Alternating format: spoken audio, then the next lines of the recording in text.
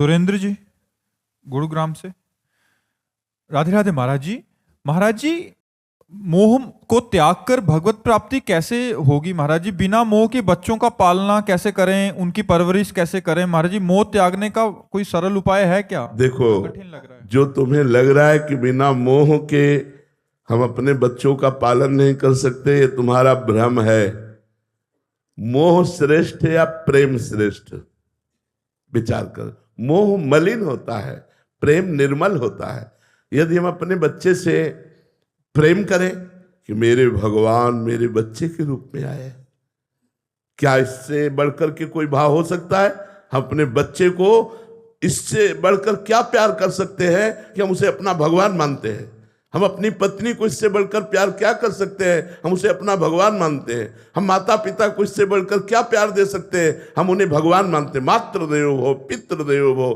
तो हम यदि भगवान की भावना करें तो मोह का नाश हो जाए और भगवत प्रेम हो जाए। सब में भगवान विराजमान है। तो मेरे बेटे के रूप में कौन आया है? भगवान ही तो आए हैं। भगवान अगर चले जाएं उनके शरीर से तो उस शरीर को हम जला देते हैं, शरीर को गाड़ देते हैं, शरीर का कोई महत्व नहीं रखते। तो आज भी आप अनजाने में भगवान का ही महत्व रख रहे हैं, तो उन्हीं भगवान से प्यार करो ना।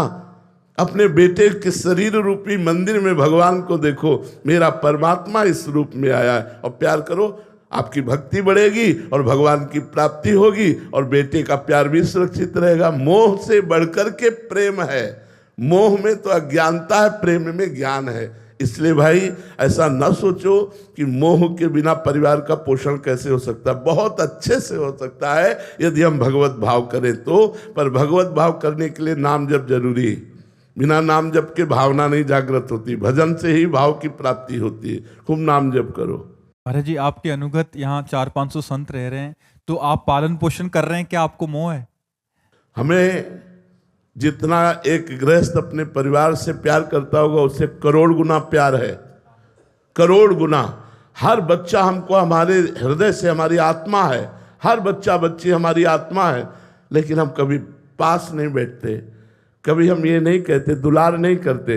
लेकिन हृदय से हमारा चिंतन, जैसे कछुआ अपने अंडे को जल में रह कर के चिंतन के द्वारा उसे परिपक्व कर देता है, ऐसे हम चिंतन के द्वारा अपने शिष्य या अपना परिकर या जो जहाँ भी रह रहा है वो चिंतनी शक्ति के द्वारा हम अपनी आत्मा मानते हैं। हम इनको बहुत प्यार करते हैं, पर हम प्रगट में प्यार नहीं करते। महाराज जी, ये तो बहुत बड़ा उदाहरण है कि बिना मोह के इतने जनों का पालन पोषण हो। और हर बच्चा अगर वो ईमानदारी से सत्य मार्ग में लगा है तो उसको अनुभव होगा कि मुझसे बहुत प्यार करते हैं। सबको अनुभव होगा जितने हैं कि हमको बहुत प्यार करते हैं, ये अनुभव होगा। जबकि हम कभी किसी से नहीं कहते हम तुम्हें प्यार करते हैं, कभी नहीं कहते। कभी पास बैठकर दुलार नहीं करते, और जब पास मिलेंगे तो बस एक दृष्टि से देख लिया, बस इतना ही बहुत हो गया। लेकिन प्रेम के द्वारा सबका पोषण होता है, मोह के द्वारा नहीं। अच्छा, आप इतने लोग बैठे हो, क्या हमारे प्यारे नहीं हो? क्या आप हमें प्यार नहीं कर रहे हैं? क्या मोह का संबंध है हमारा आपका? नहीं है। लेकिन इतना प्यार है कि हम तुम्हें कैसे बताएं। शुद्ध प्रेम चिंतन के द्वारा होता है। भगवत चिंतन करते हुए भाव में भर के जिसका चिंतन कर लिया उसका कल्याण हो गया, उसका मंगल हो गया। कल्याण होना, मंगल होना, दुखों का नाश हो जाना, यही बात है।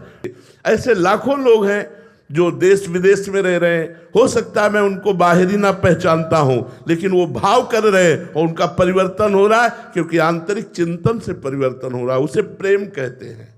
महाराज जी, वास्तविक प्रेम तो गुरु ही कर सकते हैं।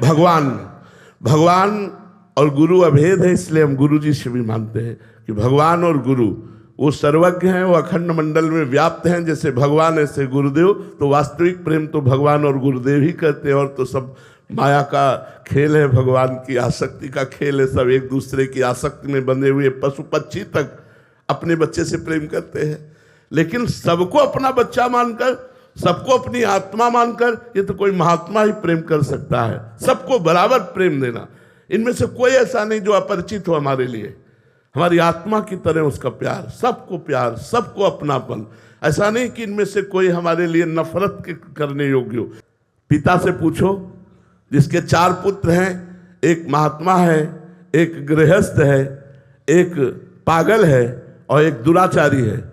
उस पिता से पूछो तुम्हारी चारों के प्रति दृष्टि कैसी है, तो वात्सल्य भाव युक्त होगी। वो दुराचारी को भी प्यार करता है, वो पागल को भी प्यार करता है, वो महात्मा को भी प्यार करता है, वो विद्वान को भी प्यार करता है। ऐसे ही हमारे दरबार में, हमारी श्री जी के दरबार में, हमारे लालजू के दरबार में, प्रभु के दरबार में घोर पापी का भी स्वागत है। अब वो क्या है तुम जानो। हमारी दृष्टि में मेरा प्रिय आत्मा, मेरा प्रिय प्राण भगवान पधारा इस रूप में, इसके अलावा और हम परिचय नहीं जानते।